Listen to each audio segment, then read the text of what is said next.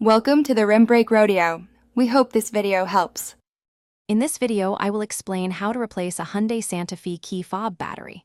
First, gather your tools: a small flathead screwdriver and a new CR2032 coin cell battery.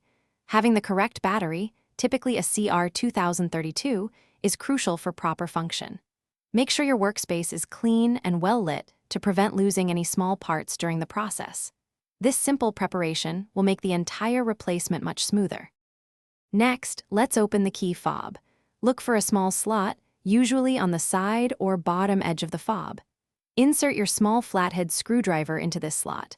Apply gentle pressure and carefully twist the screwdriver. This action will help separate the two halves of the key fob without causing damage.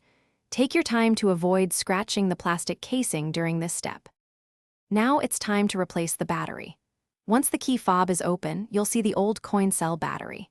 Pay close attention to its orientation, noting which side is facing up. Use your screwdriver to gently pry out the old battery from its holder. Then, take your new CR2032 battery and insert it into the compartment, ensuring the positive side, usually marked with a plus sign, faces upwards, just like the old one. Finally, reassemble your key fob. Carefully align the two halves of the fob, making sure all the buttons and internal components are properly seated.